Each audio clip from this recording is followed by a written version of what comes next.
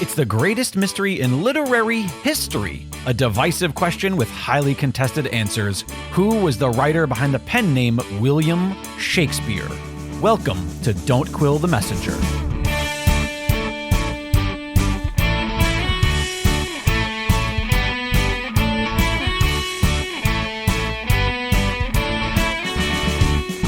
Here's your host, Stephen Sable. Welcome back, Quiller Nation, and thank you for being here. My guest for this episode is Cason Murphy, an associate professor of theater at Iowa State University, where he has taught classes in acting, musical theater, and introduction to the performing arts. Since 2018, he is the recipient of several awards, and he holds his MFA in theater directing from Baylor University and his bachelor's in theater arts from UCLA. As a researcher, he focuses on cultivating new audiences at the intersection of theater and new media forms. We're going to talk to him about that in just a second. And he has presented his scholarship at national and international conferences. He's also been published in prestigious journals, including Theater Topics, Theater Journal, Shakespeare Bulletin, and Theater Practice. But it was his piece in The Whirlwind of Passion, New Critical Perspectives on William Shakespeare that drew my attention to him. Cason, welcome to Don't Quill the Messenger. Thank you for having me. I'm so excited to be here. Your intriguing piece titled Fixing Shakespeare, Breaking America, Translation, Turmoil, and the American Cultural Divide was what first drew my attention to you.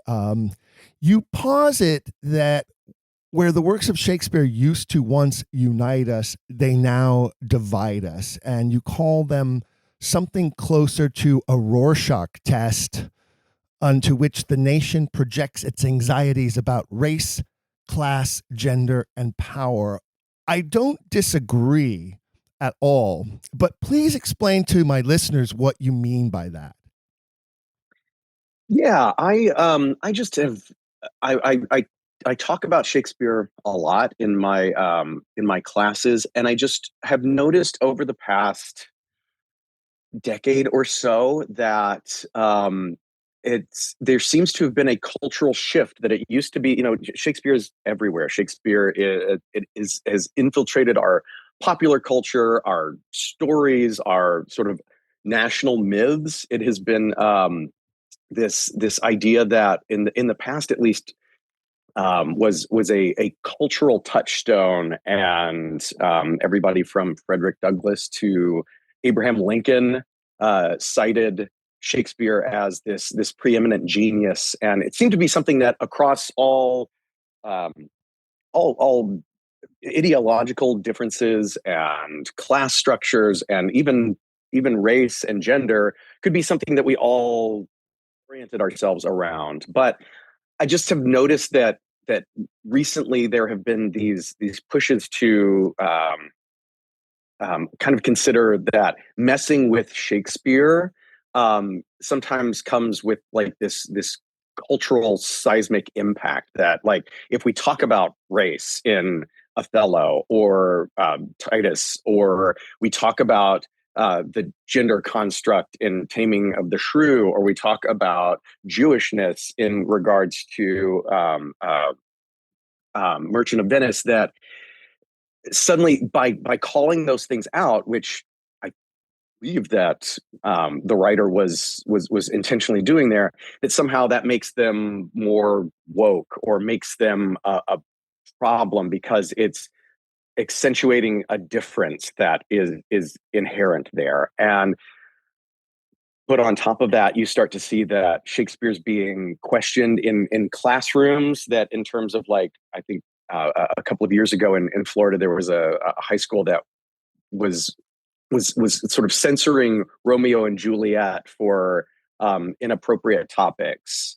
But then there are also people who are saying that if you censor Shakespeare, then that is giving into this cultural critique. And so I just was sitting there sort of in awash in all of these contradictory impulses. And I was just curious about trying to dig into, like, what is it right now? Where is the cultural anxiety that makes Shakespeare, especially, this thing that people focus on to sort of like draw out these differences rather than it being something that traditionally it's been talked about being so universal. And so that's what the chapter was sort of really interrogating there. And I think that my own practices, as I've approached working on projects that are Shakespeare or Shakespeare adjacent, are sometimes kind of digging at that question. You know, it's funny because I think if he were, people always talk about what would Shakespeare think about this? What would he think about this adaptation? Or what would he think about this conceptualized production of his works? And, I think he would love to see this debate that has sort of started to occur about his works. I think that he would enjoy that tremendously.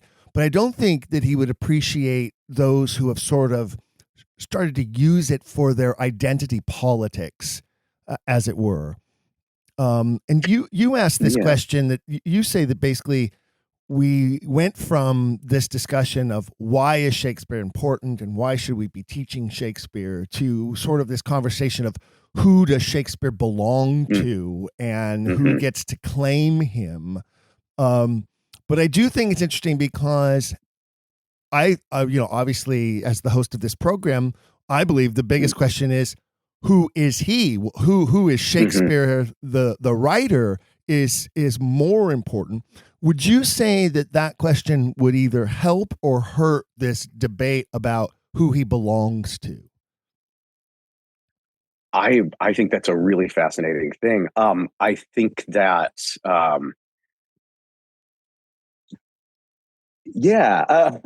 I think that it is that question, I think, is important because the cultural context in which a piece is created and who creates it and why they are creating it is essential. Like every time that I'm in a script analysis class with my students and we're looking at a play, it's like this text does not happen in a vacuum.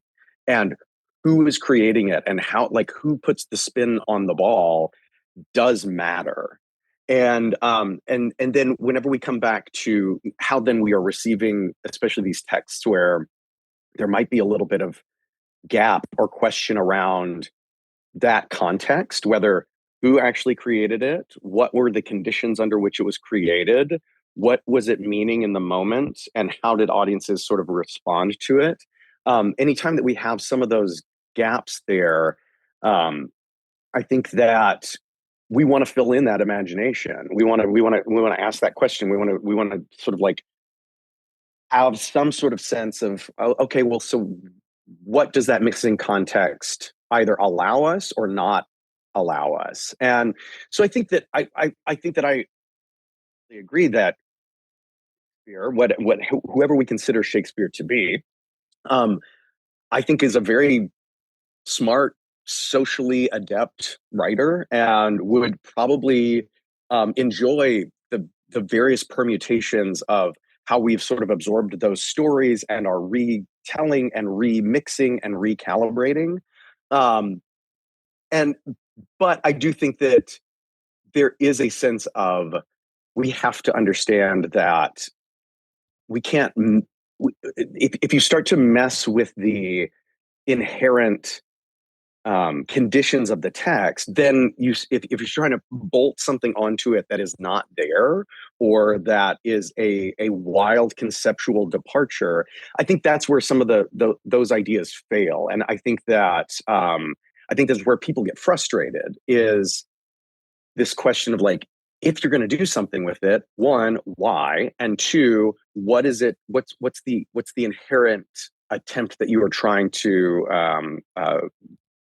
make happen here? And I think audiences are really adept at picking those things up, of being like, this feels like this honors the text, or it's this thing that feels like it is completely not integrated to what is originally there. That's funny because like, I'm sure you have as well, but I have produced conceptualized productions of Shakespeare, and I know you have, and we're going to talk about some of those in a little bit. But One of the things that I find about many of the productions that I have witnessed that I have not been a part of, just as an audience member, is I feel like they're so disjointed. And I feel like part of the reason for that is there's been this sort of philosophy that has permeated certain professional theater organizations where each artist's work is their own and shouldn't be touched, and they should be allowed to create in their own way. And so then suddenly, like, the set design doesn't actually correspond to the costume design, and the lighting doesn't actually accentuate the set and the scenic aspects.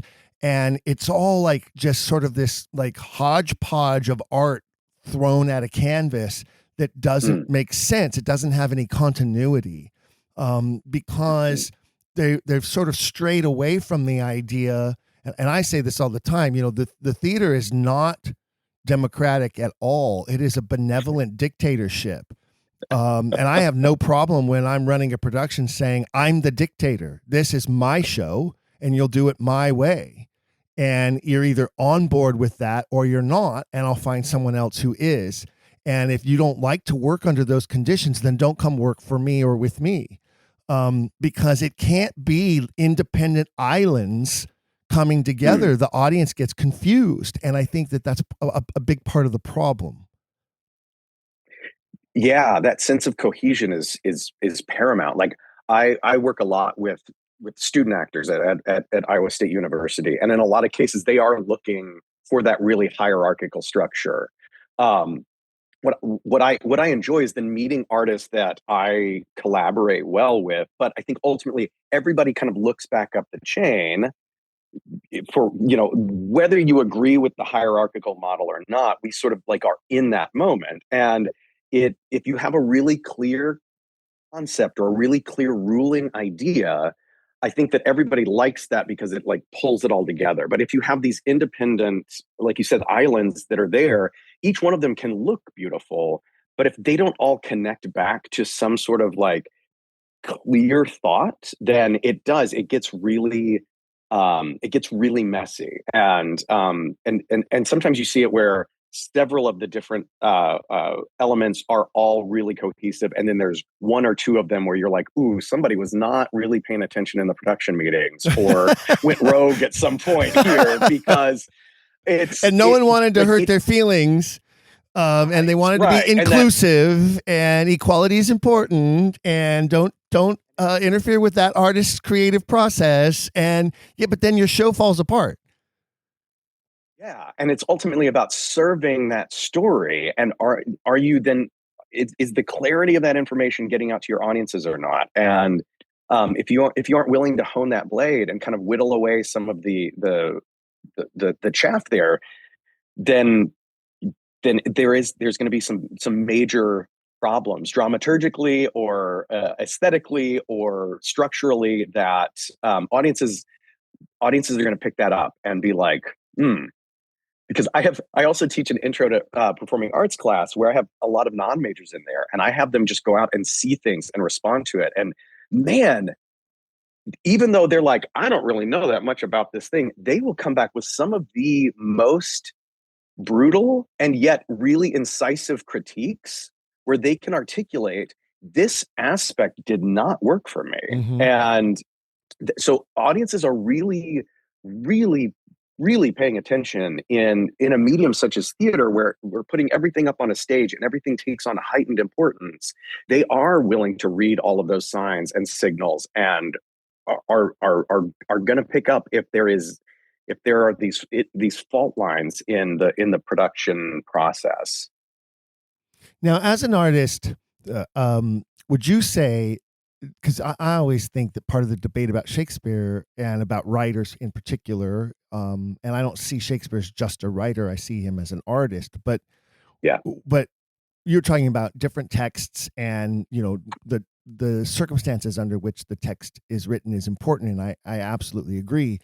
But as an artist, do you create art because you have to, or do you create art for your audience? Does the writer write because the writer is impelled to write, or does the writer write with an audience in mind, I think, is the debate. And I always say, for me, it's both.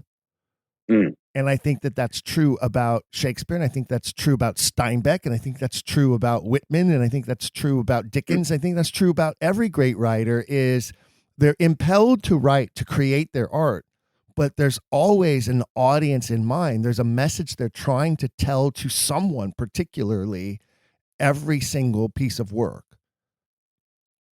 Yeah, I think it is both. So it's funny. I write. I especially recently I've been writing more scholarly texts and all of that. But I don't think that as an artist I ever thought of myself really as that generative artist. I'm married to a playwright and producer, and she talks about how she just has to write. She has thoughts and she has to get them out, and that's like, regardless of anybody's going to read them or not, she feels impelled to create these things. And as I consider myself in that director, performer, producer vein as an interpretive artist, that I take something that I see or I read and then make choices that shape that and hone that and create the audio visual world in which it lives, and kind of make choices by, like honing away and deciding things. But recently I started writing myself, and I realized, like, there was something inherently in me. I was like, I have to get this thing out of me. Because otherwise it's going to haunt me. It drive me crazy. And as I was through that process of continuing to write, I realized, I was like, oh, I think now I can start. Once I got the first draft out, I was like, oh, now I can think about, what does this mean? What does this mean in this context that I'm writing it? Who do I think that this might appeal to? And ultimately, I was like, I'm writing this for somebody who is like me, like that I am kind of in the ideal audience here. So it kind of helped make that revision process a little bit clearer and easier, where I was like, there's a through line between this impulse inside of me and then who this might reach. And I think writers are. I think that there is something kind of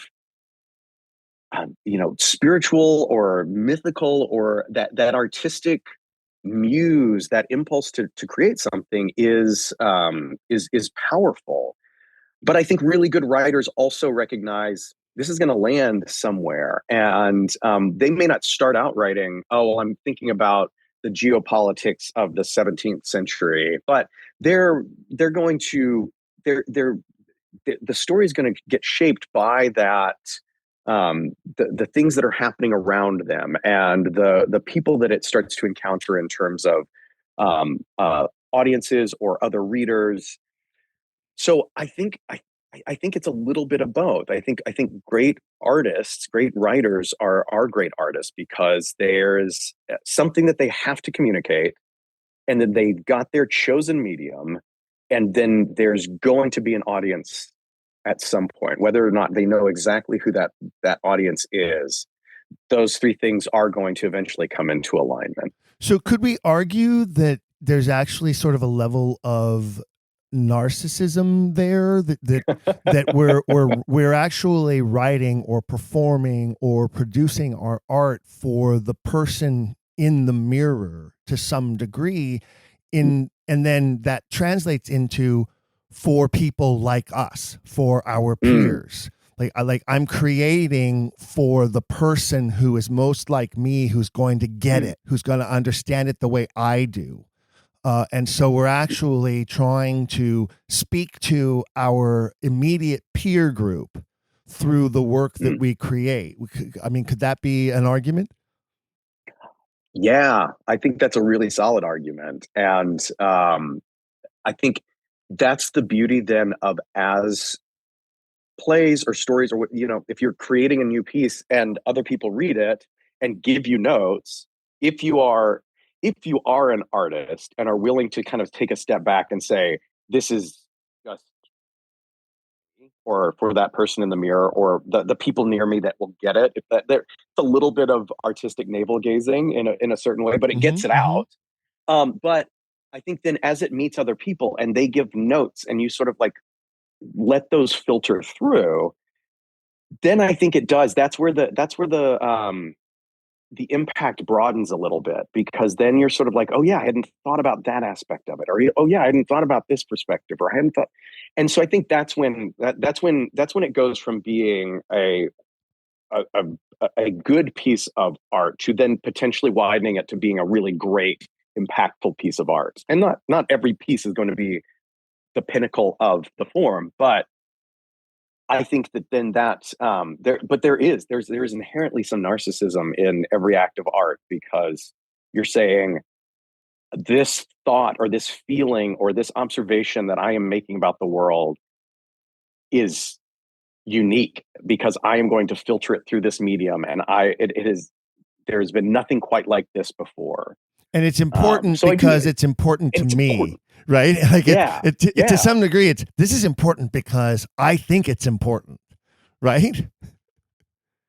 And which I love, because I think that the thing that gets me the most depressed is the sense, and I know this is not solely just for the postmodern condition, but the sense of apathy out there of people just kind of like going through their days and not feeling passionate about something. Um, it's sad. Like I see some of my students who are like, well, I'm getting this so and so major because I feel like maybe I can get a job. And but I'm like, does it get you excited to get out of bed? And they're like, not really. Um, and I do think that the act of creating a piece of art comes from a sense of this inflamed passion that we have inside of us. I see my 6-year-old and my 10-year-old feel that, like when they start to create something and they're so in it. And so while art may be a little narcissistic, it's also so passionate that that's the thing that that gets me super excited about seeing when people get really invested in an idea or an endeavor, whether it's performance or having a really good director's concept or writing something or doing a design, that when they defend it with like their whole chest, I go, well, there's something here. There's something here we got to work with. So you, in your piece, you write about several different translation projects, Shakespeare Yes. translation projects, as attempts to fix Shakespeare, as Yes. if his works were some sort of problem. Yeah. What is or what are those problems that these projects feel like they need to fix? Let's identify those before we talk about those efforts to sort of fix those problems. Yeah, great. I think each one of I've been tracking 3 translation, and that is a big old air quote around those things, Yes, because yeah. I get that. concept around those translations are part of the difference between them. But I know that so Play on Shakespeare, which originated with the Oregon Shakespeare Festival, sort of at the very end of the tenure of Bill Rauch and Louis Douthit there, um, is an attempt to bond to this idea that the language is the biggest barrier to modern audiences really understanding comprehensively Shakespeare's works. So that project divvied up all of the canonical plays and gave each one to a contemporary playwright, and they worked closely with a dramaturg to kind of go through almost like line by line and spot correct where needed, where maybe a word has just meant something in early modern English that just today it has moved so far in that lexicon that it's just like there's a better word to put in there and adjust it to. And that project was really sort of the goals were, like, do no harm here. We're not trying to rewrite Shakespeare. What we're trying to do is just, where needed, create a slight course correction. And they were paying very much attention to syntax and rhyme scheme and meter and all of those things that as a poet Shakespeare would have been paying attention to. And those all those 39 translations have been published and in some cases are being used by different companies around the nation. And so that one was really about updating language where needed. And I kind of used this metaphor of the thought experiment around the ship of Theseus, which is this idea of like, when does an object stop being an object? That if the I think Plutarch is the one who kind of like suggests this idea that the ship of Theseus is sitting in a port and it starts to rot, and then slowly, like plank by plank, they replace it. They replace planks as they rot out. And like, at what point does the ship stop being that ship? Like, is it the moment that you replace one plank, or is it always the ship, no matter how many adjustments you make to it? If you take the original wood that you are replacing and then rebuild a rotted ship, is that the actual ship of Theseus? So it's this idea that kind of like this first project, the play on Shakespeare, is going plank by plank and just kind of like replacing as needed while still trying to say, this is Shakespeare. These are the works of the writer known as Shakespeare. I wrote and presented an entire piece that can still be found on YouTube somewhere, I think, about what I considered to be the folly of that project and the debacle that I feel like it became. I still feel that it was condescending to audiences, and it was engineered by an elite theater class who felt that the common groundlings didn't have enough intellect and education to understand and comprehend Shakespeare the way the learned elite could then process it down to baby food for them to be like fed to the commoners, the people beneath us who don't have the university degrees. And, you know, again, I think the narcissism there was like outrageous. And I feel like it totally obscured the greater levels of the themes that we find in the canon, and the importance of recognizing the author. And so I think they thought that they were actually sort of amplifying themes of feminism and equality and justice and righteous governing. And I feel that they actually were watering those ideas down in the process. Yeah, I mean, it definitely got a lot of conversation going. There were people who advocated for it, and then there were people who felt very strongly against it. And I saw some of the translations in performance, and there were moments that I thought were great, but then I sort of like went back and I reread the whole text, and I was like, oh wait, that was already in there. That was I was moved by just a really good performance of the original text. Mm-hmm. It wasn't necessarily the correction that was there. It was inherent, that I was inspired by. And so the second project that I kind of have also traced, and it's one that has since not followed through, but it was at the American Shakespeare Center. They had their Shakespeare's New Contemporaries project, which they present, during their season, they would have specific plays that they were presenting, and they asked contemporary playwrights to write what they were calling companion pieces to Shakespeare's plays. So they would kind of like perform them in rep, where you would have a play, you would have Othello, and then you would have a play that was related in some way, shape, or form tangentially to themes or characters or the historicity of the play.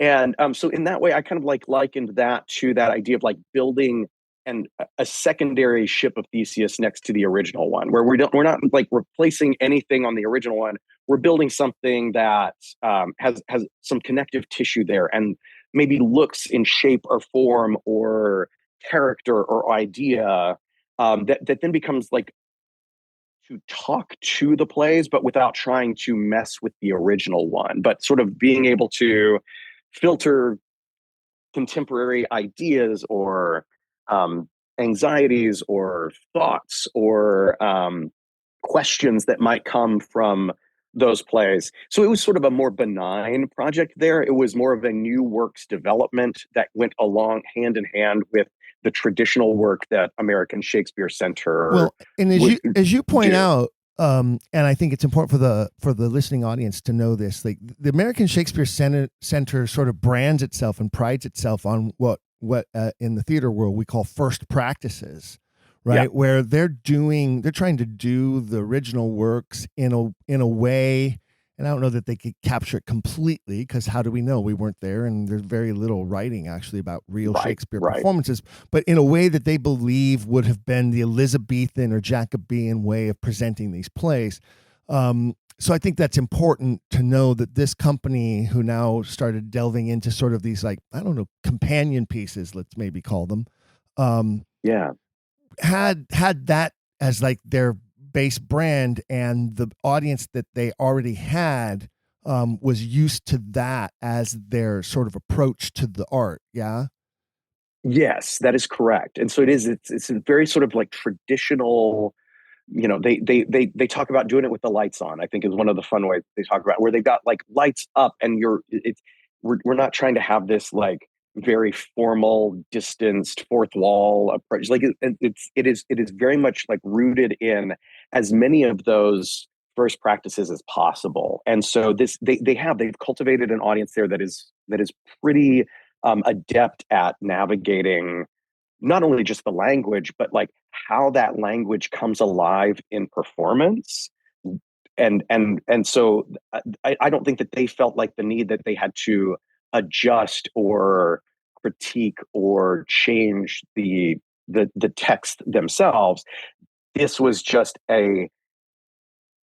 another way to present this idea that, again, Shakespeare still has something to say to us, and that we can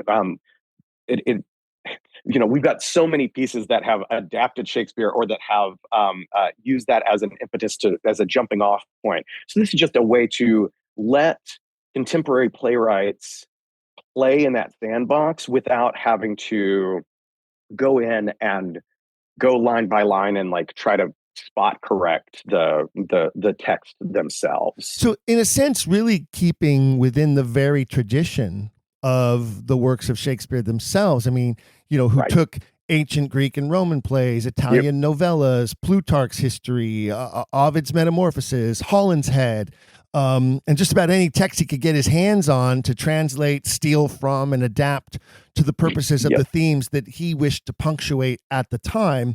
And so they're sort of building on that tradition with these pieces, right? That's a lot different than taking the actual work and line by line translating it into common speak, or ghetto talk or whatever. 1,000%. Yeah, that idea that it is being filtered through an artist, and they're making adaptational choices or whatever. And again, in some cases, these companion pieces are entirely new dramatic narratives, or in other cases, I think it was the year that they did Othello, they like had a play that was about one of the performers that has historically played that. So it was a period piece, but it was like examining that performance through this different lens. And so it's like it creates this like this again playground and this conversation, as opposed to an overwriting.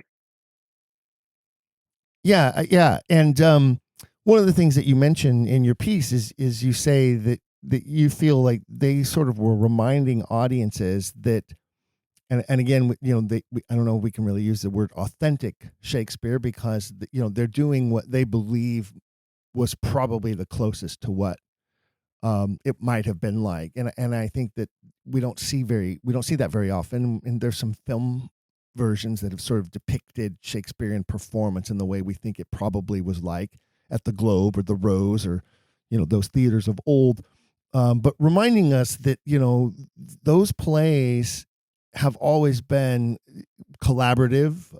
They've always been provisional to some degree. And again, talking back to, if we want to understand the writer, we need to understand the peers the writer was writing for. Mm-hmm. And also subject to change. I mean, look how many, even Shakespeare, we have, quarto 1, quarto 2, folio 1, folio 2. Like, we have different recorded versions of some of the plays. So it's Yes. not that the plays themselves are not susceptible to some sort of change or adaptation. We have historical proof that they are. Yes. Yeah, and so I do. I think that that's an interesting thing to be thinking about there too. Is that throughout time there have been these, um, you know, minor adjustments, or like I saw a production a few years ago, where a group found Nahum Tate's happy ending to Lear, where he rewrote for restoration audiences. He wrote a very like happy ending where um, Lear doesn't kill him, like does not die, and then sort of like. And so I saw a production of that was doing it sort of like in this very like original practices way, and it was such a fascinating thing to like have the original end of Lear in your head, and then this like all is well, all is good. We almost approach catastrophe, and just recognizing like that piece existed for a while, and that was some British audience's experience of King Lear for a time before then it For got a long restored time. back to For a very long time. yeah And like David Garrick's versions too, right? Like, yes which were such, yes such bastardized versions from what we can tell yes from the records of them. So yeah, I mean, I can't even imagine like some of these happy ever after types of changes that were made to the great tragedies. Romeo and Juliet live happily ever after. Well, that's not the same story, is it? right. And so what I kind of love too is like there's always this desire to kind of try and mess with like, and it seems to be a human impulse that we're like, well, yeah, the structure of the story is interesting, but what if we put a happy ending on it? Which is kind of is very funny to me. And then the last project that I kind of write about, and it's the one that I find maybe the most interesting and curious. And I happen to know many of the members of the company there, but it's the Rude Mechs, who are out of Austin, Texas, who are a contemporary devising company that most of their Very career has clever. been The spent. rude mechs, obviously Yes, taken yeah. from A Midsummer Night's Dream, right? The rude mechanicals. Yes, which is so funny because they all met in college at the University of Texas at Austin, and all of them went to this summer program there called Shakespeare at Lynedale, which was headed up by one of their professors there. They all met there, and then after they graduated, they were like, "We're going to form our own company," and they were like, "And we're probably never going to do Shakespeare again," because they were all interested in contemporary devising work and writing their own pieces and doing some more experimental theater. And then back in 2013, their writer in residence, Kirk Lynn, who's a brilliant playwright and novelist, and writer in his own right, said that just like he got really interested in like going back and just reading all of Shakespeare's works. And as he did, he was like, there is something about what this writer did that is so brilliant. And he was talking about it from his perspective. He's like, everybody in theater gets to participate in Shakespeare, whether you're a director or an actor or a designer or a producer or whatever, everybody except for playwrights. And he was like, I'm kind of jealous. So what he did then was just like as a morning writing exercise, like a finger exercise, like etudes for a piano player. Um, he would take a chunk of one of the scripts and then just go line by line and write it the best way that he thought that he could translate it into the way that he thinks. And he said it was immensely challenging because the compactness and the density and the specificity that Shakespeare writes with, he said, is just unparalleled. And he said he learned so much just from that endeavor of just trying to get under the hood and understand, how does he write? How does he make all of these things connect? How does he craft character and whole theme through without a ton of ancillary stuff. It's just all of the language. And so he kind of like committed to just kind of going through and writing and writing. And like each morning he would just take a few lines at a time and try and write before he would start writing on whatever it was that he was working on. And after he got through a couple of them, he showed them to one of his company mates, and they were like, this seems like this would be really fun to just like, can we read this? And so they ended up then kind of having that be another of their offerings, which was they still are creating all of their devised work. And then they have also done a collection of plays where they try to restage what they call like sort of like seminal pieces of the American canon, where they reenacted Richard Schechner's Dionysus in '69 and Maybu Mine's like the B. Beaver Project, where they kind of like tried to create like almost like a museum piece of those. And so this was then their Fixing Shakespeare project kind of came off of that, where the goal was they were like they essentially they said, we're going to take like the least produced of Shakespeare's work. So not like your Hamlets or your Romeo and Juliets or your Macbeths or anything like that. They were like, what are the plays that like nobody, it was like the very end of the choices whenever you're going to pick a Shakespeare piece. And so they started out in 2014. They did Fixing King John. Nah. And I love that play, and I haven't done it yet. It's on my bucket list, but I love that play. There's so many great, beautiful moments and fabulous monologues in that play. And I can't wait to do it, but that's funny that that's the one they would choose to be like their first victim, you know? And so I saw that production, and I was just what they were offering. I walked in there not thinking, oh, this is going to be a Shakespearean production. And they worked really nimbly and light. They're kind of like a DIY aesthetic to what they offer anyway. And the play was beautiful, and I was really moved. And then I went back and I reread King John, and I was like, wow, they got so many elements of this got pulled through, and appreciate these two things in tandem with one another as two distinct but like sibling pieces of art. And I was like, what I would love to see is company do additional production of King John and then also do Fixing King John. And so just like present those two things to their audience to kind of show those off. And again, it's all contemporary. Like the Kirk's version is very contemporary, but he has some ways of turning some unique phrases that are so in reading your piece, I kind of got the sense that they were focusing more on sort of a parody aspect. Is that not the case? Because there's a theater group in LA that does what they call Shakespeare Redux. Where it's not a parody at all, but it is sort of this like, you know, pared down sort of compact and very dramatic, adding music and dance versions of Shakespeare. But I got a sense that, you know, Rude Mex, especially being their name, that this was more of a lighthearted sort of comedic, farcical approach, or is that not the case? No, they're definitely there is a lot of humor there. I think that they managed to balance is that sort of like the lightheartedness, but also still finding some pathos in there. That they often, each one of the pieces has some sort of a meta theatrical moment there. So like in Fixing King John, one of the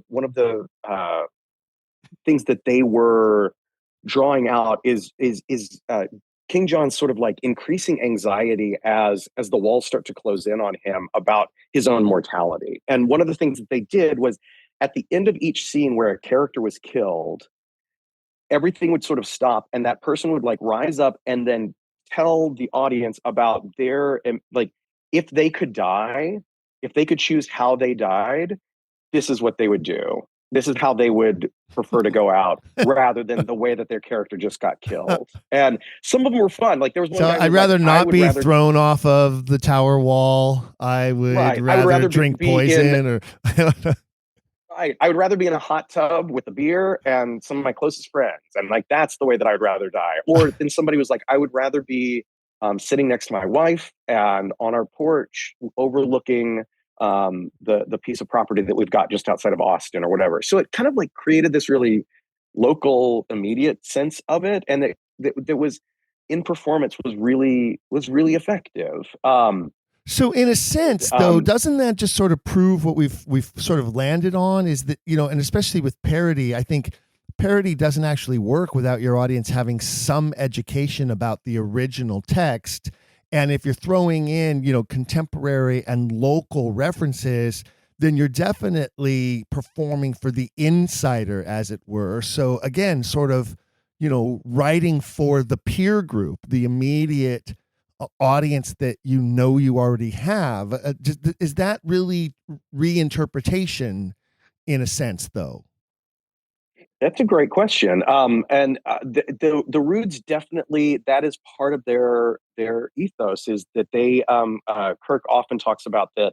You know, whenever he's writing sometimes he like writes a line and he's like, oh, that's for my friend Elsie, she'll get that, or that's for my friend John, he'll get that. Like, and so they're very much a rooted in that community of Austin, and some of the choices they make in their staging are meant to kind of like hit on that. I do think that some of their other pieces maybe translate better to different locations. Just last year, I staged their script of Fixing Troilus and Cressida, and I think that one played really well here in Iowa, and without some of that localized reference. Did you change any? Did you incorporate any like local Iowa references? Like, I don't know, references. I don't know, like corn. In that one, the sort of the main meta theatrical moment that happens there is right after Patroclus is killed by Hector. The dramatic action stops and the entire cast walks out on stage, and they offer up a litany of names of people who have died too young, because Achilles says, Patroclus, you died too young. Yeah. And then the cast walks out and holds space for them to be able to offer up names of people in their own lives who have died too young. And then after that moment, it sort of closes back up, and then the dramatic action picks back up where Achilles is going to go. Are these Hector. Like personal anecdotes or famous people that we would recognize? These were the way that we worked with it. They were names suggested by the company, the students that I was working with, mm-hmm. and so they were they had meaning to them, and we just said first names like. Greg, you died too young. And then the next person would offer up theirs. And so it kind of created this moment to sort of reflect on the fact that, like, you know, I don't think that the audience needs that impetus to feel what Achilles is feeling in that moment, but it just allows a little bit of that moment to come through of that this is a universal experience, that we all have this at some point in our lives, whether it's recent or has been a while, that grief is an imperative part of being a human being. And I think the students found it really hard to sit in that for a little while, because you know, we tend to package grief away, and I think students are reticent to sometimes bring that into a project. So we had a lot of conversations about how to approach that moment. I think actors in general can be reticent to bring that kind of thing into a project, but that's what we do. That's what we should be doing, right? I mean, people are buying tickets to see us express emotions that they spend their entire lives trying to bury. Right. Yes. And so I think this was a really, really good challenge for my, most of the cast is between 18 and 22, and they're here in Iowa. And again, that's not a judgment, but it's just that the it challenged them in ways I don't think that many of them had been challenged before. And I think that entire script challenged them in the same way that doing Troilus and Cressida would challenge them. We read Troilus and Cressida in tandem with fixing Troilus and Cressida, and they did a fantastic, incredible.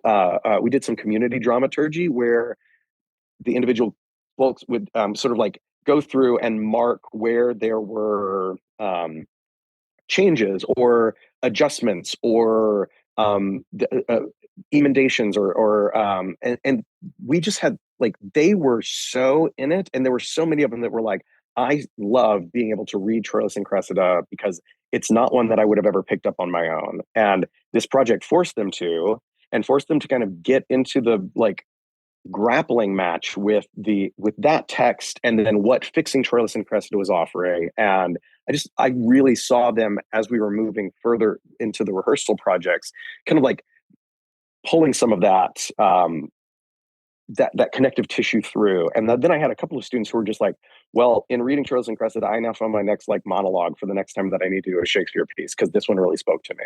And so I was like, there we go. We got you like through the back door to the original source text, which I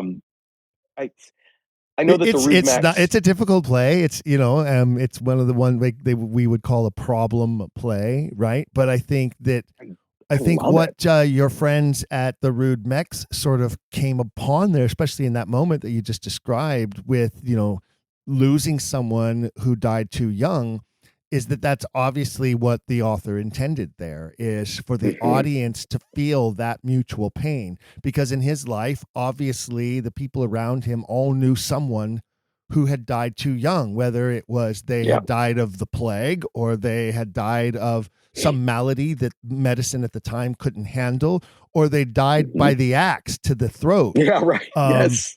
Which is probably more likely the case that character, that Patroclus represents someone the author knew who had died at the end of an axe because of some political folly or persecution or treasonous act, or act that was deemed to be treasonous, would be more likely the case. So I think he would have loved that. I think he would have seen that and really would have loved that.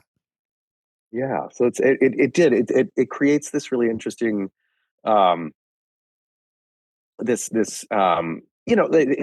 it feels like we're reaching backwards and the text is also reaching forwards, and we kind of like meet somewhere in this liminal space. And I think that the way that I sort of have talked about the Rude Mechs projects is that you feel the presence of Shakespeare, but it's not like looming, that it is there, it's right behind everything. And you feel really it's ultimately, I don't know that the Rudes, when they first started it, that it was an act of admiration. I think that as they have worked on those projects, that there is a growing appreciation and continued admiration for the work of Shakespeare within that company. Because I think early on they were like, we're not going to do this anymore. But like I said, when I read your piece, I sort of got the sense that it was more of a parody, but this sounds different than my first interpretation. The first thing that came to mind for me was there's a group in Los Angeles called the Troubadours. I don't know if you've ever heard of them. Mm-hmm. And they do this sort of, parody versions of Shakespeare, and they come up with these clever titles and then they add specific music to them. For instance, they do like Fleetwood Macbeth. Yes, I have heard about this. A Midsummer Saturday Night Fever's Dream. Yeah. Yes. Oath, ELO. Hamlet, the artist formerly known as the Prince of Denmark. And they take the music of those musical artists and then interlace that music in with lines and scenes from the plays and put on, shows that are about an hour long, that but again, like if it, I think anyone might find them entertaining, but only the insider would truly get every joke and every reference and really be able to appreciate it fully. It's almost like a production of the complete works of William Shakespeare abridged, for instance. Like if you Right. don't know the canon, I don't know that I think you can watch it It's if you don't know the canon, and you're going to laugh at maybe the slapstick and the sort of Menander like humor, but you're definitely yeah. going to miss all of the Aristophanes style of Yeah. wit. You know what I mean? Yeah. I always thought that the troubadours should do one called U2 Brute and take the music of U2 and put it to Julius Caesar. Yes. Yeah, there we go. They should, if they haven't, they need to hire you for that one. I mean, I need to copyright that right now. Yeah, you better. Yes. Yeah. Register it. You Yeah. talked about, I wanted to touch a little bit because you talked about, you reference Venuti and the concept of simpatico, the sort of this fantasy that the reader or the audience member has that they're encountering the author's voice in the text. And I'd say that's not a fantasy. I say that's very real. I tend to look for the author character in every play and every piece that I present. There's not always one, but I feel like there often is, sort of the character who could be the one character telling the story. For instance, in Hamlet, Shakespeare tells us very clearly that it's Horatio telling the tale, because Hamlet says so at the end. Tell my story. I'm dying here, but you have to live and tell my story. So sometimes it's very obvious and sometimes not. I would argue that we see Venuti's concept perhaps more in Shakespeare than in any other writer, because I believe his voice is translated into so many characters in each and every play. There are times when he is multiple characters in the same play. He is Achilles at times. He is Troilus at times. He maybe even there are parts of him in Pandarus, right? Like so. I think that the Venuti concept is very real, and I wonder what happens to that when we sort of, as you say, as you have called it, when we fix Shakespeare.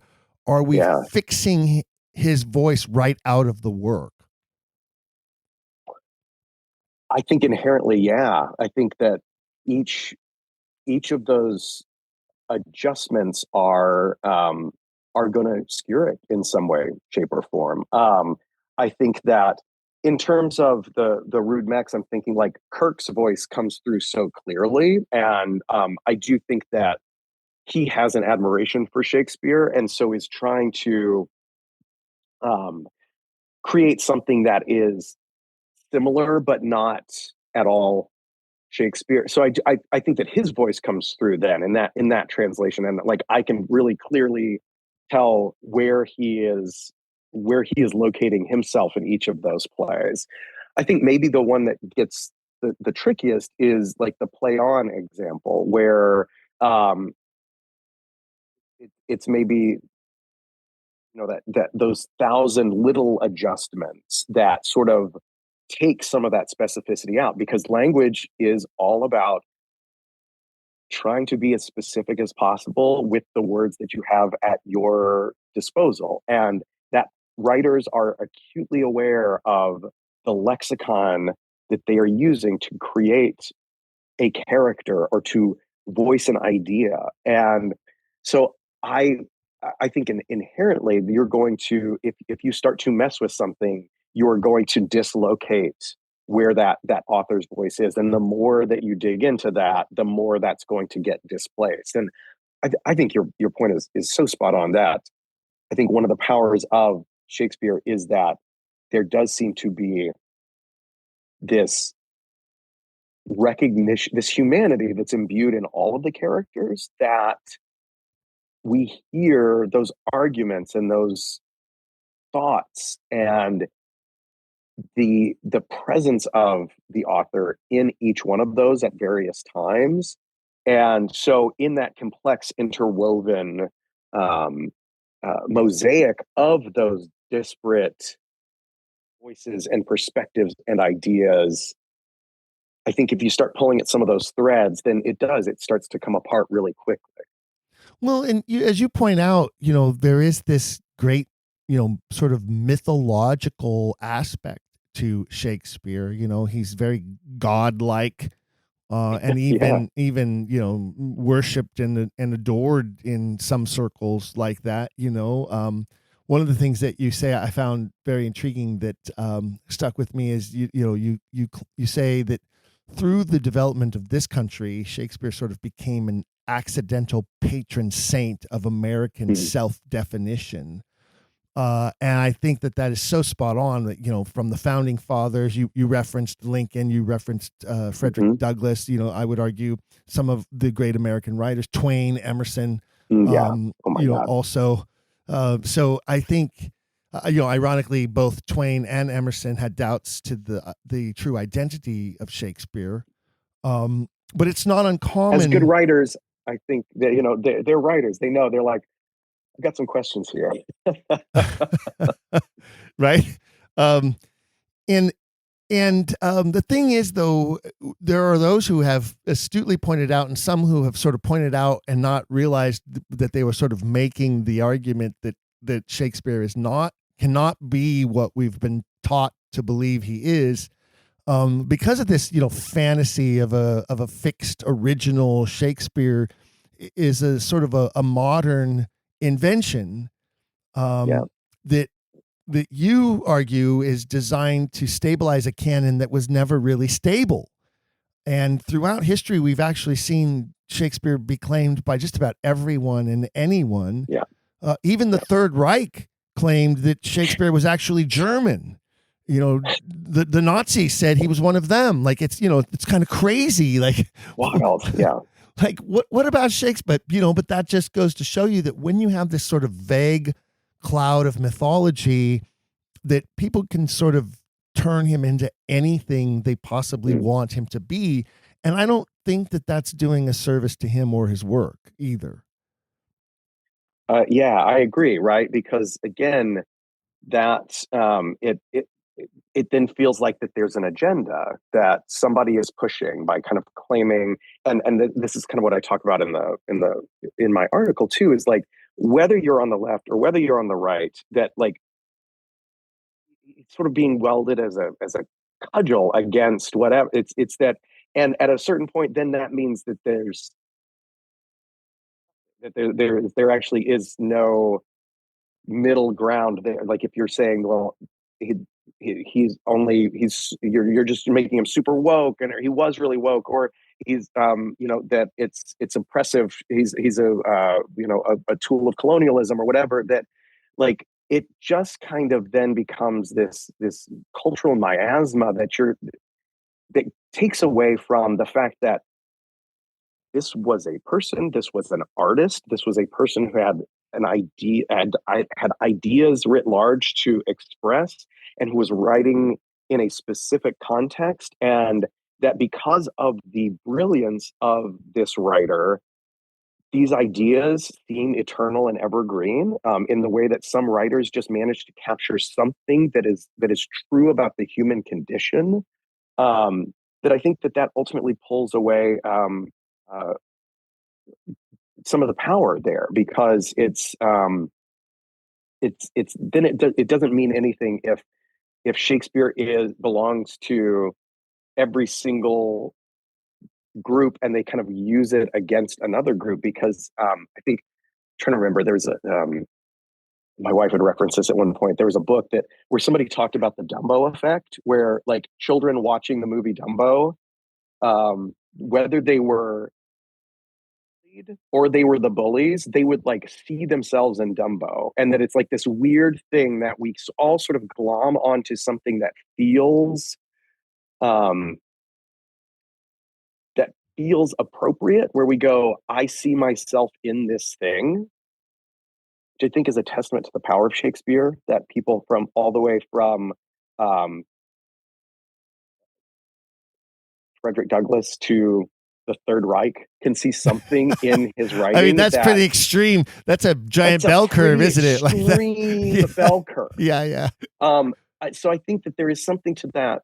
There is power in his plays, and there is something that has contributed to that eternalness. And whether it was something that part of an expansion around the globe, that everywhere that has met him has translated his works and found value in it, that audiences are willing to meet it, that I think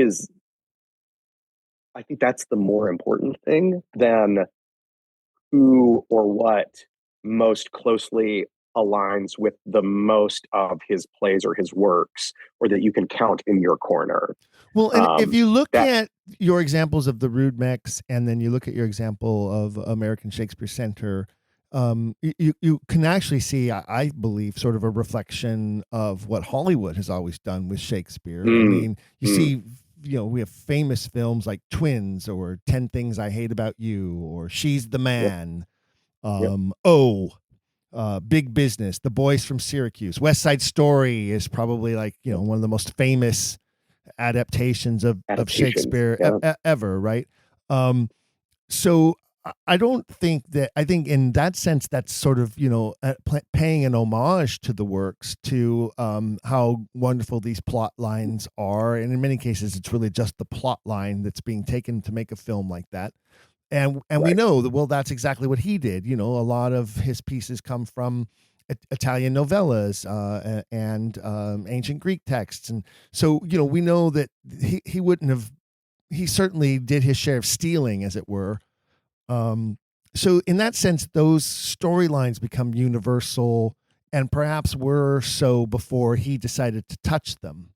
Or I would always say that, he sort of puts the dot on the exclamation point of some of those storylines by adding in his own subplots, or expanding them to some degree. Like, for instance, Comedy of Errors, he takes the Menechmai and says, I can do better. I'm going to add another set of twins. And watch this. Yeah. Like, oh, you think that's Hold good? My ale. Yeah. Hold my ale. Here I come. Yeah.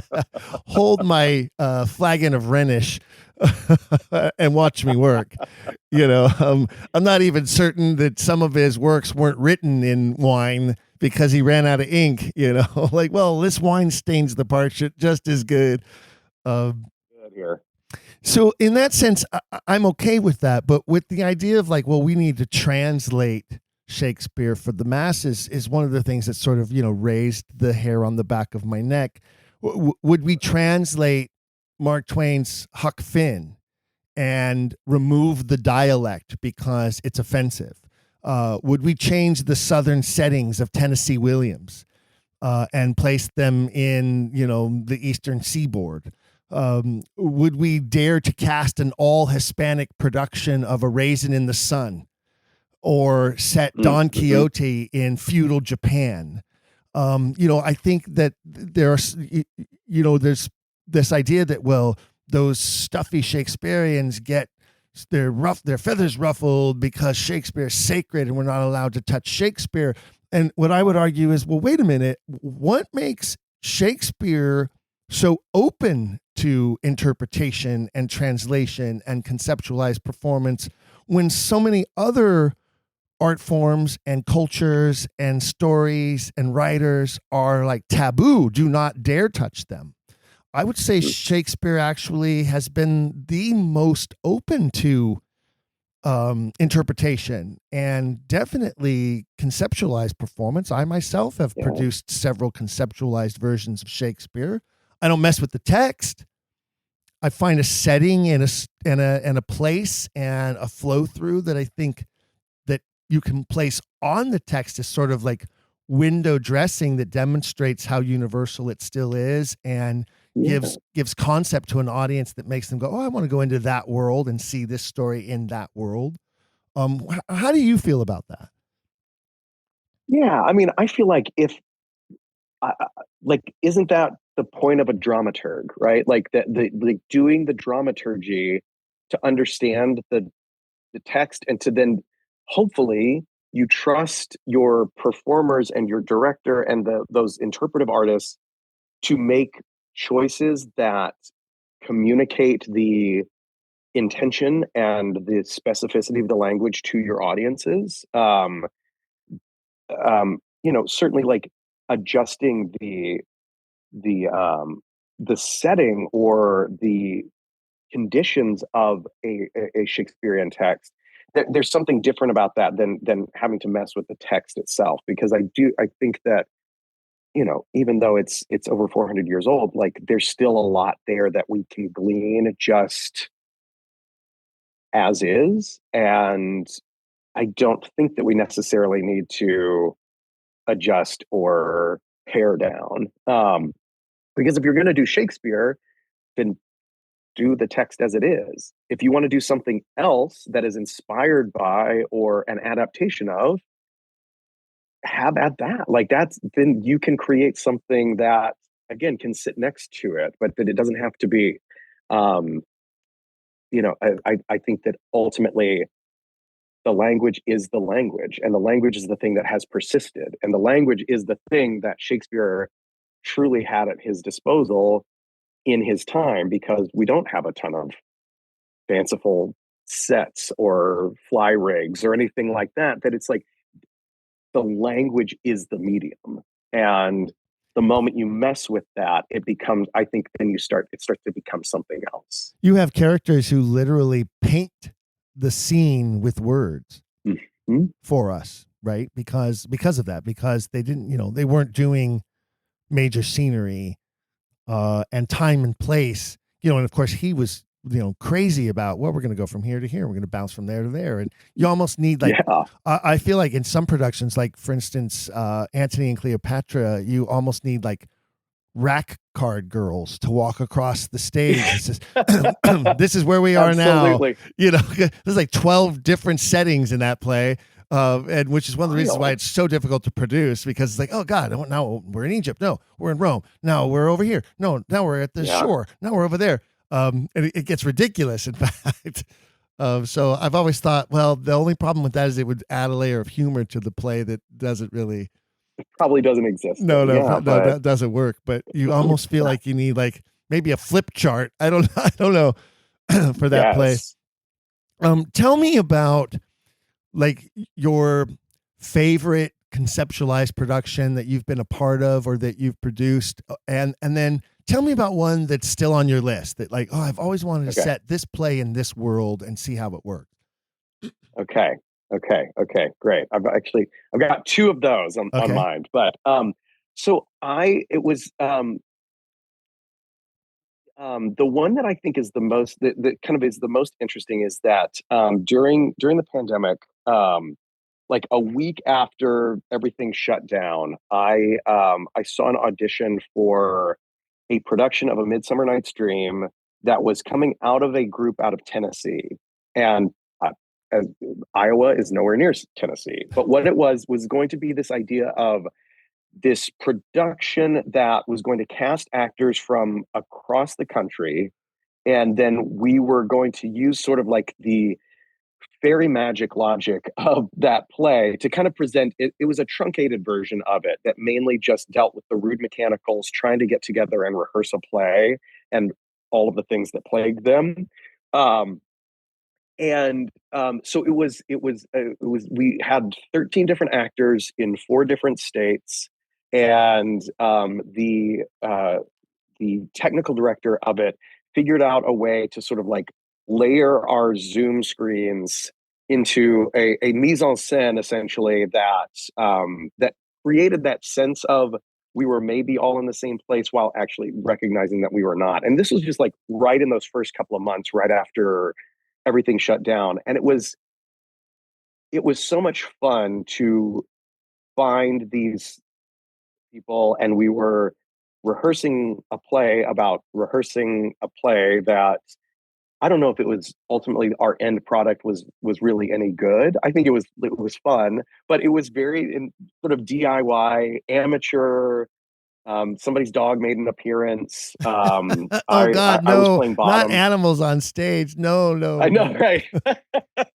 And there was like the thing that I thought was really super funny about it was I had a little like donkey half mask that we had used in a previous production of Midsummer Night's Dream that my wife and I had done with a bunch of teenagers.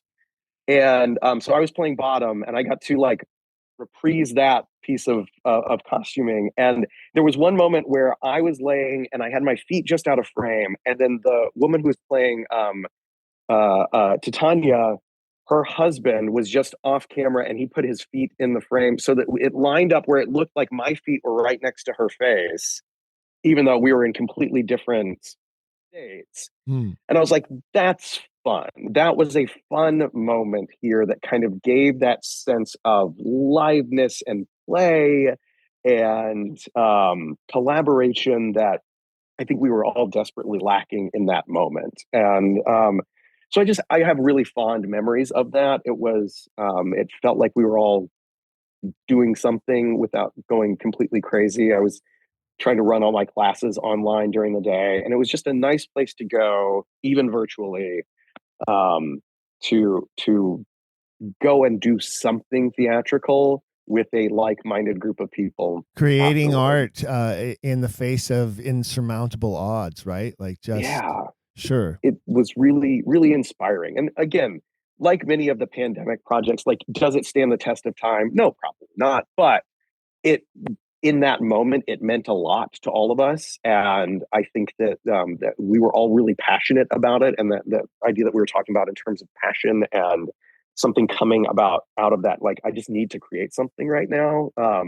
It felt like that. And it was something that I had never quite experienced before. So that one, I think, was just a really kind of fun project in terms of what we, one of those things of like, again, the context in which you're creating something and having it layer onto the text itself. And I think it worked in that way. Let's see, one of the projects that I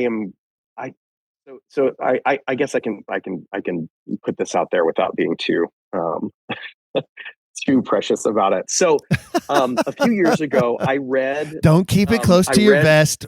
I might steal your idea. Yeah, it's true, but go ahead, tell us. Okay, because this is so great. So this is inspired by a project that a group in San Francisco called the Shotgun Players did a few years ago, which was called Hamlet Roulette.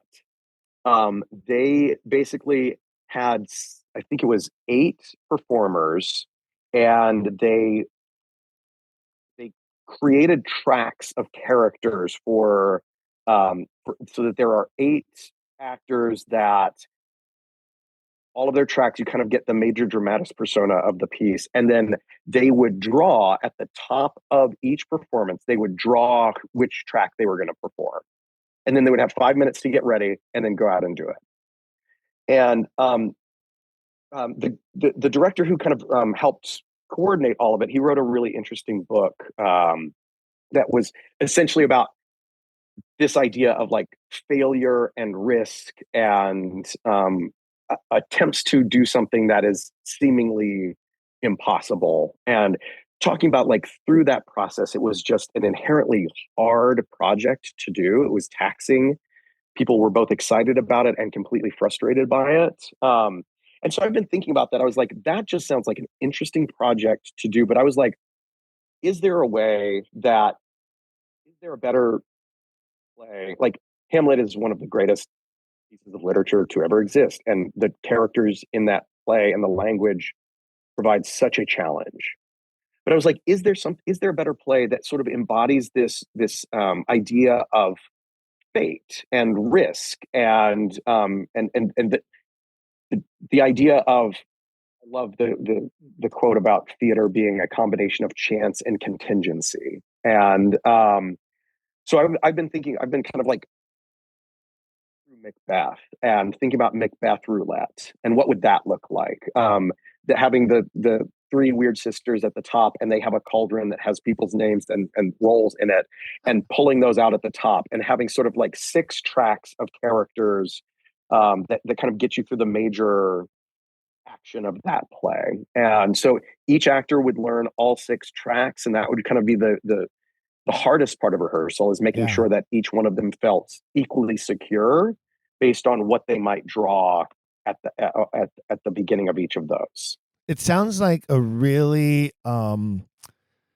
difficult long form improv exercise. How would you prevent it from sort of, decaying into comedy?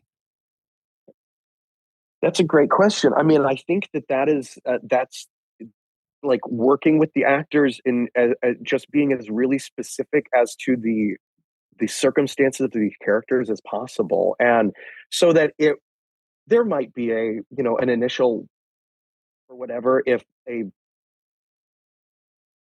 6'4" dude is playing Lady Macbeth, but finding like the way, like that sense of that universality, that like there is something inherently true about this character's circumstances and situations and feelings that can translate to your own experience. And I think that's part of the challenge of that, is like, not because I don't think that it should ultimately be an exercise in comedy. It's a serious play where the stakes are sky high and just keep ratcheting up, but like allowing the audience to get in those characters through truthful, grounded, powerful performances, which is, again, running through all of those permutations in rehearsal to try and find those moments of like, when does it feel like this would be the most, silly that this convention would get, and how do we then push back and communicate to the audience this isn't played for comedy. Right. Yeah, I think that would be probably the most difficult challenge, is that, Yeah. as you said, everybody rehearsing every role and that rotation. And so then it'd be like, okay, tonight you're this person at rehearsal and tonight you're this person at rehearsal. Like that in itself would be like the amount of rehearsal time that would require, because the combinations become, they're not endless, but they're, vast. Like, mathematically pretty expansive. If you let's say you do 8 people, I have a friend who's working on an 8-person adaptation of Macbeth, and not in the concept of like draw your character before you begin. Sure. But if there's 8 people, like, I'm not a math major, but multiply 8 people by 8 characters, and how many different combinations do you actually end up with? That becomes like too hard for my brain to calculate. I need a special calculator for that. But it gets to a point where, like, sort of trust the text. You have to, like, it, you trust it, and you trust the ensemble that you're performing with, and that the goal is, it's like walking on a tightrope. It's just there's a bunch of us walking there at the same time, and I think that act is exciting in and of itself, and it kind of feels true to the themes of that play of that taking actions where you don't know exactly where they're going to land, and so I just think that there's something really inherently interesting about that. Every time I mention that to my wife, she's like, "Oh my God, that's too much for me." I think what you'd have to do is you'd have to give each actor the entire script and say, memorize this entire script, every role, every line in sequence, and then start playing with combinations in rehearsal. And allow some of the actors to maybe like prompt other actors if they get stuck, because they all know the sequence. They all know all the lines. They all know every moment of every scene. And through the rehearsal process, you don't actually then need someone on book, because everyone knows everyone's lines, right? Like theoretically. And so anyone could fill in.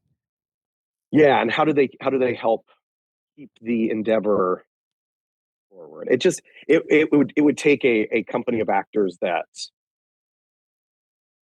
are willing to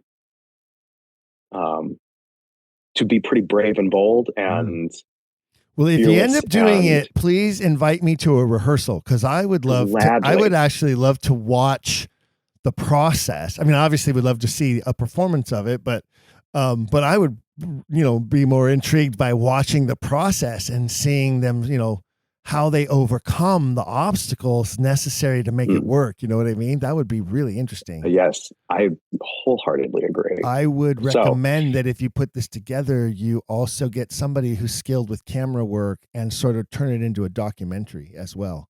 I think that would be great. Yeah. Because again, and Mark Jackson's book is really interesting, and he gets testimonies from some of the other actors, because several of them kept journals kind of simultaneously. And so it's really fun to kind of read all of these different, and they'll talk about one particular night at rehearsal where something happened, and all of these different perspectives of like, this was an abject failure, or, oh, I saw us overcome. It was just a really interesting read in terms of again, all of those different minds meeting in the middle, and how each actor had their own individual take on how they approached certain roles. Like each Hamlet was unique, yet there was this sense of like, they bring different energy and different embodiment to it, but the conditions of the text are still the same.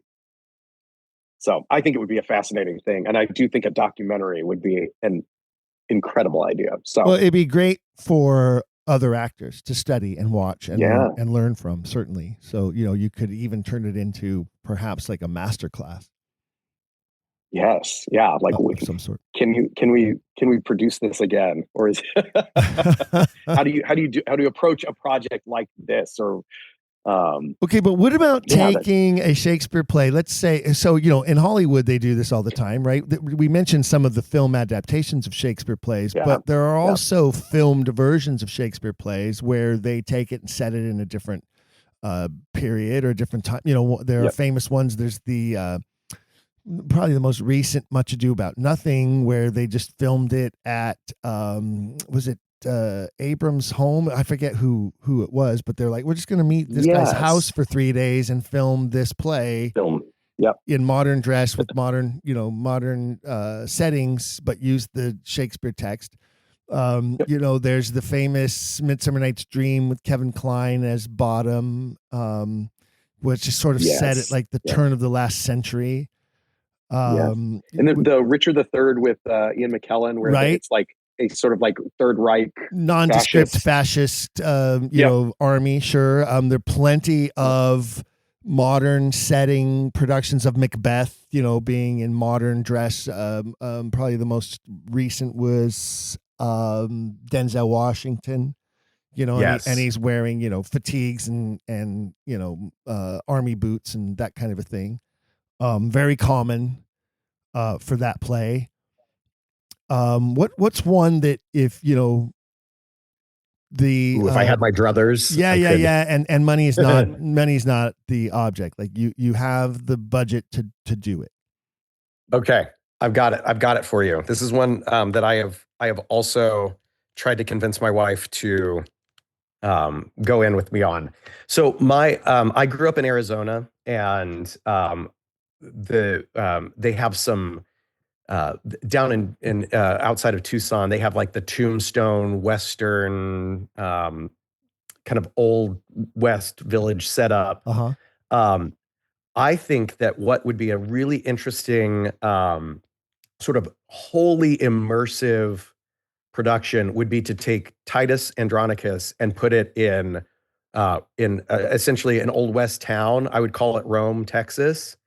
And like the beginning is Saturnius there as sort of like the mayor welcoming everybody, and Titus riding in with Tamora and Aaron tied up to the back of his horse and pulling them in. And I just think that there would be some interesting, like kind of like staging it in a way that the whole town is sort of there, and like you can walk into the saloon and you can play some cards, and then they have a jailhouse that they throw some of the Goths in, and they break out at one point. And we sort of have like the major dramatic beats that happen over sort of a durational performance over an evening. And so it's not the text is still embedded there, we get through the entire text of the play, but it's sort of like broken up into smaller little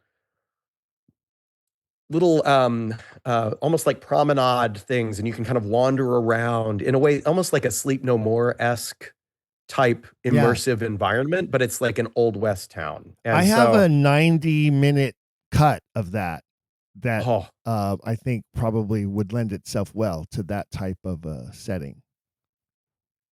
That would be yeah.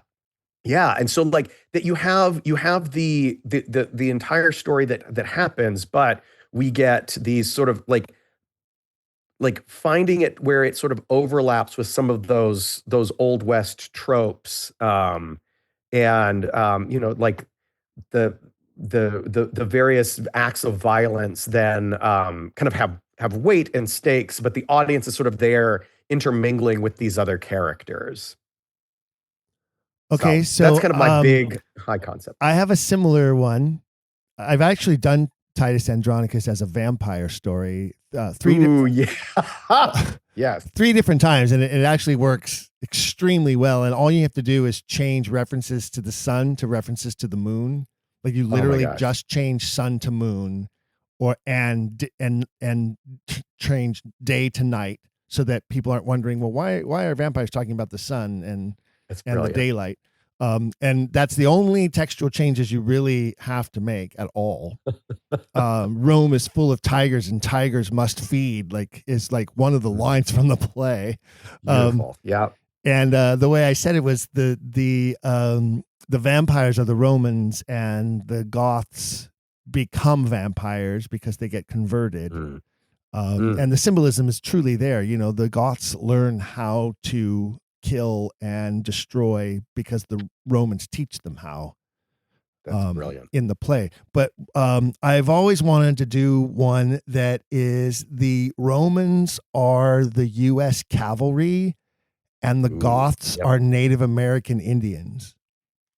Yes. Yeah, that's sort of like that indigenous versus this powerhouse, like this hierarchical structure that. Right.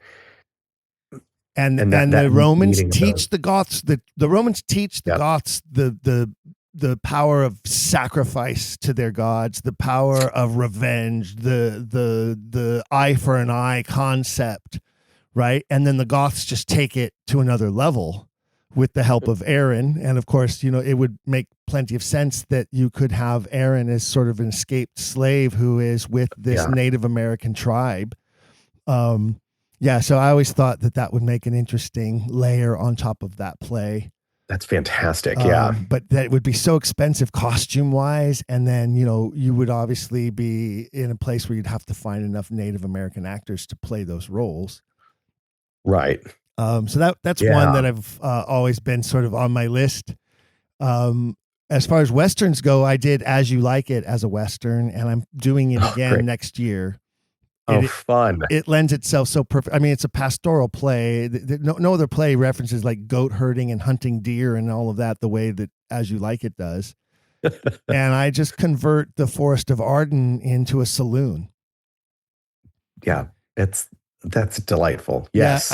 Yeah, the two dukes are played by the same actor, which only takes a couple of you can move one scene over, and so that he has time to make the costume change.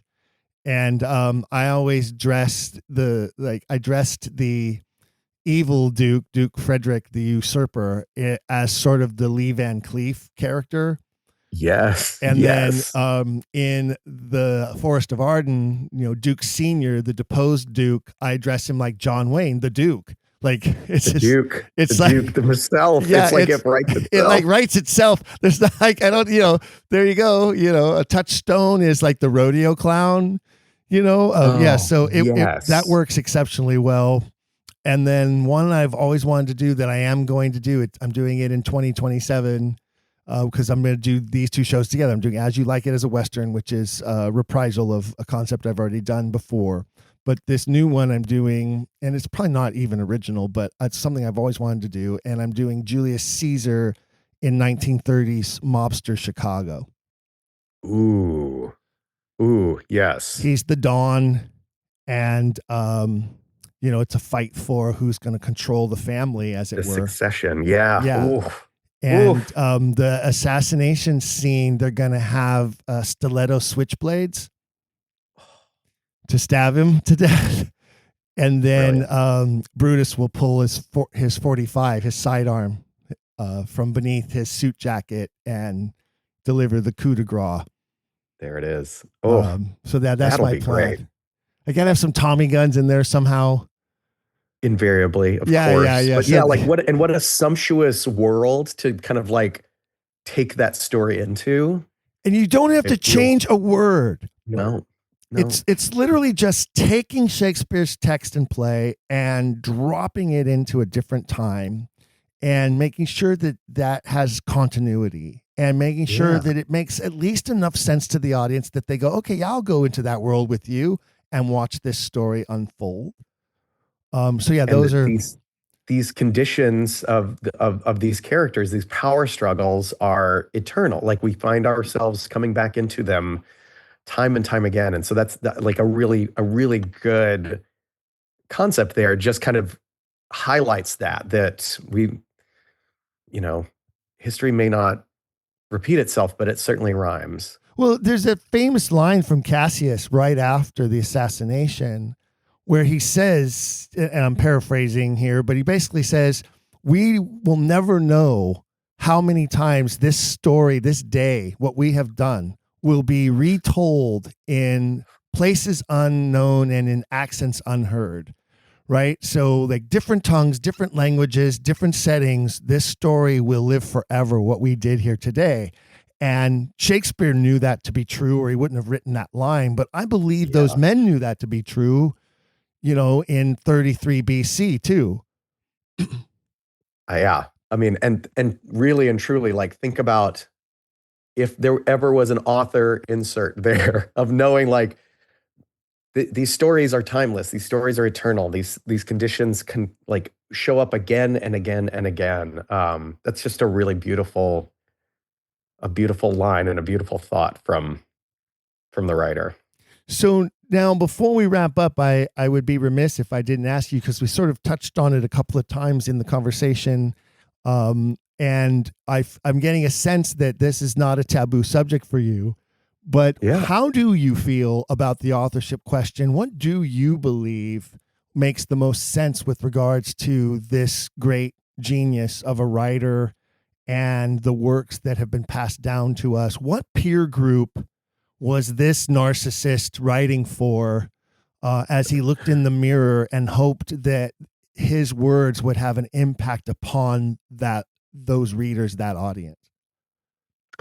Well, I had tangentially heard of the authorship question previous to your invitation onto this podcast, and listening to a few of the, especially the early episodes where you're kind of like laying out the case. And I don't know that I had never given it that much thought, and yet having heard, especially the episodes that are talking about De Vere's time in Italy and the cultural specificity with that appears in the plays of Shakespeare,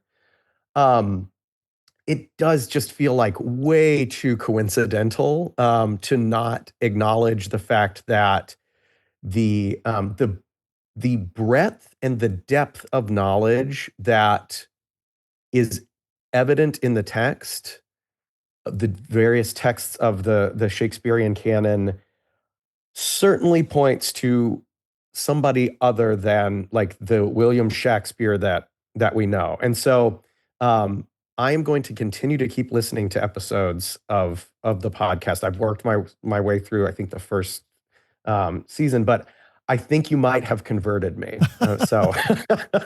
Well, I'm sorry, because it never ends from this point now. Like you'll be rabbit holing forever. I think about it a lot now, and as I talk about it in some of my classes, I think it is a reasonable line of inquiry, and I think that I say this not just to like uh, to patronize this podcast, but I think that the questions and the evidence that is presented, it certainly has given me reason to think more about it and to doubt the things that I was told. And so I think that that's just being open and willing to have the conversation and keep asking the questions. It is not as clear cut in my mind as it was before. I don't know that I ever had I'm going to go to the mat for being a Stratfordian, but I as of right now, you can definitely count me in your camp. Well, welcome to the Quiller Nation. We're glad to have you. I'm not surprised by that in reading your work. And, like one of the particular quotes that I pulled out here, and when you talk about sort of like some of the pushback that these translation projects have faced, and again, I'd say some of it is very warranted and perhaps some of it not. The criticism that I don't believe is warranted, I believe you're right, comes from people who want to possess Shakespeare as theirs. Mm. And one of the things that you said in your paper is that if the mystique evaporates, so too will the status of those who control it. Mm. And I think nowhere does that ring more true than when we're talking about authorship. And I think that's the fight that those of us who are sort of post-Stratfordian, I think that's the fight we've been fighting, is that we're dealing with a class, as it were, of those who control Shakespeare and own Shakespeare as theirs, or they believe they do. And their pushback against the authorship question is exactly what you say. If that mystique evaporates, then their status is at risk. And their ability to control it is threatened. And that's why they fight back with such, and sometimes visceral attacks against those of us who would dare to even raise the issue, So that statement by you with regards to translation and adaptation made me think, well, this guy is probably going to be open to at least wanting to learn more about this. And I'm glad that I wasn't wrong about that. There you go. Yes. So I have thoroughly enjoyed listening, and the guests that you have are compelling and funny and smart. And so I think that you're making a really good case, both in terms of just like the straight evidence, but then also in just that spirit of inquiry that I think is necessary, and doing good dramaturgy of saying what is the evidence pointing us to, and what is the text telling us here, the things that we always do whenever we get into a good script. History is a script too, and especially when you've got questions around it, you dig in and you try to find the best evidence possible. And so that's something that I truly have found in listening to you and your guests. Well, I'm so glad. And if you've made it through the first season, then you're just going to enjoy it more and more, because as the program develops over the years, the guests become more intriguing. The doors that we open become more plentiful. And so I always tell people, if you're new to the program, don't go back and listen in order from the start. Listen to like the last couple of recent episodes and get a feel for where the program is now. Then go back, then jump back, and sort of, but you're already on your way. So enjoy, and thanks for joining us. Thank you so much. I so appreciate it. And thanks for joining us today for this episode. It's been a very intriguing conversation. I know the listeners have all enjoyed it. If you want to find out more, it is very easy to do so. You can go to CasonMurphy.com, and that's spelled Cason. Murphy is Murphy. CasonMurphy.com is his website address. And you will be able to find more about some of his projects, some of the work he's done, and some of his writings. You can also find him at the Iowa State University website as well. And again, let's all welcome Cason to the Quiller Nation. There it is, changing the paradigm, one quiller at a time. Hey, before we wrap things up, I want to take just a moment to share a few words. Most of you are subscribers to our email list or Patreon page, or you follow our social media threads, so you are already aware of our having to cancel our monumental Shakespeare event that was planned for May at Gray's Inn. I am fighting my third battle with cancer, and I have an impending surgery scheduled to remove an aggressive tumor in the lymph nodes under my jaw.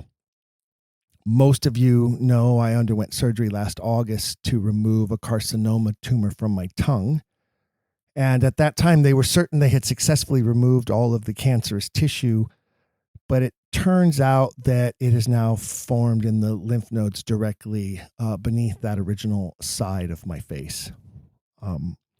My radiology oncologist is pretty certain that this carcinoma is a long-term side effect of the large doses of radiation I received 25 years ago when I was fighting Hodgkin's lymphoma. I suffer from a variety of long-term side effects from the chemo and radiation I received back then, including some early onset arthritis in some of the vertebrae that were around where my Hodgkin's lymphoma tumors were at that time, and some damaged arterial lining of the arteries along my heart, and now my second bout of carcinoma. One might think that through all of this, excuse me, I would be raising my fists to the heavens and cursing the fates. But I find it difficult to do that. You see, if it weren't for those treatments 25 years ago, I wouldn't be here now. So the chemo and the radiation I received back then has already given me an extra 25 years of life I wouldn't have had. And during that time, I have been extremely blessed. I have been able to successfully pursue my love of theater, establishing 3 different theater groups and converting 2 theater spaces during that time. I've produced countless productions of everything from Greek tragedy to major classics, Broadway musical productions, and of course, more than 75 Shakespeare productions now.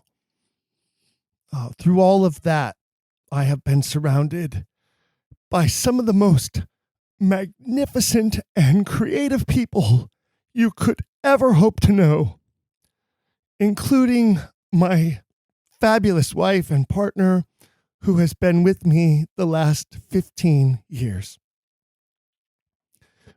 We have a beautiful home and the means to comfortably provide for the 3 incredible little souls who have been entrusted to our loving care that are our children. And for the past 8 years, I've had the honor and the privilege of sharing this ever-intriguing journey with you, all of you. The Quiller Nation is real, and all of you are truly astounding.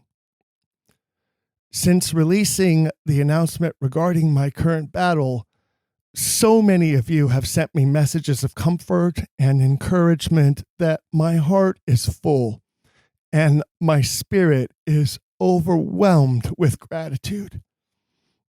Each and every message is special to me, but I have also been extremely humbled by the messages from those whom I have tangled with in the past, whether that be over the future of the Oxfordian movement or differences in opinion over various theories connected to this great mystery.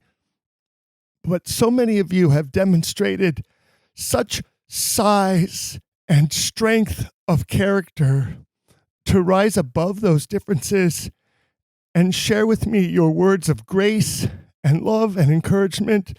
And I thank you so much for that. And you all know who you are. The last few weeks have been, and the coming weeks ahead are going to be full of tests and continued treatment attempts as my awesome team of doctors ensure I am fit and ready for surgery to remove this bastard from out of me so that I can go on with my life. I have a 5th annual summer Shakespeare season to put on this June with my current company of exceptional actors. It'll be my 5th production of Romeo and Juliet and my 2nd production of Twelfth Night, and they await my attention, as do more interesting guests and intriguing questions to explore as we continue to seek the truth regarding Shakespeare authorship. I assure you all, the content will continue. Some well-known quillers have already stepped up to assist while I go through this and through my recovery, and I hope to be back on my feet at full speed as soon as possible. You know, all of you know, I don't sit still very well. Again, I thank you all for your continued love and support. Before we finish here, I want to shout out to Neal Riesterer, our April Quiller of the Month. And I want to encourage all of you to make sure you're connected to us and to the Quiller Nation, either through our Patreon page, which you can join for free, or our email subscriber list, also for free. That way you can stay informed about new content coming, the status of my surgery, and my road to recovery. Again, I thank God for all of the magnificent blessings I have in my life, and that includes this program, being a part of this group, and all of you. Thank you. Thank you so much. And I tell you this, there is still too much to answer. And that is why we must continue to keep asking questions. If you've enjoyed today's episode, please leave a rating and review in your podcast player. For even more, visit our website, don'tquillthepodcast.com. There you can find official merchandise in our shop, as well as a link to our Patreon. This show is made possible by people like you. We hope you'll consider showing your support by becoming a monthly patron, where you'll receive bonus material and tons of exclusive perks. You can also join in the conversation on our Discord and by following us at Don't Quill the Pod on all social media. All of this can be found at don'tquillthepodcast.com, don'tquillthepodcast.com.